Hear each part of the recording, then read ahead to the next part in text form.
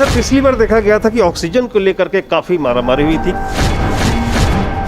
कितने black marketing भी करने लगे थे और कई रोगी जो हैं ये सोच करके भी उनको घबराहट हुई थी कि ऑक्सीजन नहीं। इस बार कैसी स्थिति है ऑक्सीजन की उपलब्धता? ऑक्सीजन की जो बड़े बड़े हमारे मेडिकल कॉलेज हैं, पीएमसीएच, एनएमसीएच, आईजीएमएस, उन सभी में अब लिक्विड ऑक्सीजन टैंक जो क्रायोजेनिक टैंक होता है वो लग गया है।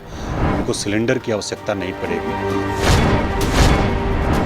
और बाकी जगह जो हम लोगों का ऑक्सीजन प्लांट थे उनकी भी क्षमता बढ़ी है और ऑक्सीजन कंसंट्रेटर की भी संख्या काफ़ी बढ़ी है उसके बाद से।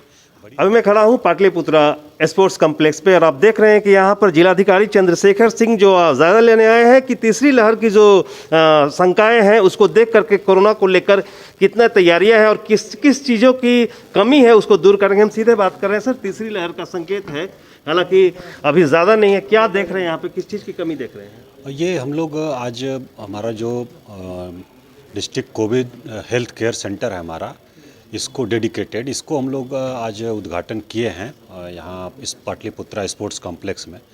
और इसमें 112 बेड हम लोगों के हैं और जिसमें पाइप के माध्यम से ऑक्सीजन सप्लाई की व्यवस्था है।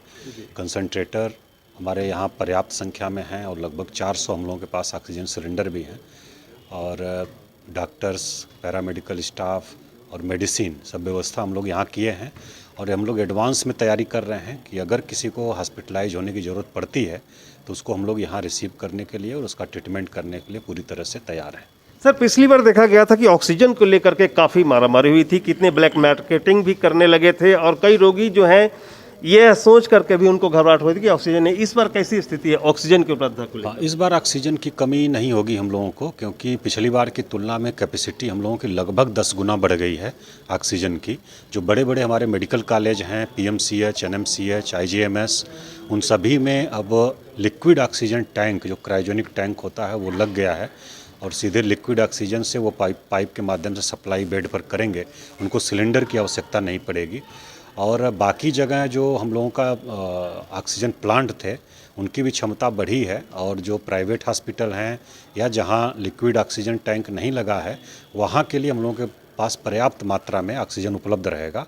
और ऑक्सीजन कंसंट्रेटर की भी संख्या काफ़ी बढ़ी है उसके बाद से। बड़ी संख्या में हम लोगों को प्राप्त हुए हैं विभिन्न जगहों से, तो वो भी सभी हमारे हॉस्पिटल्स में लगे हुए हैं, पहुंचाए गए हैं।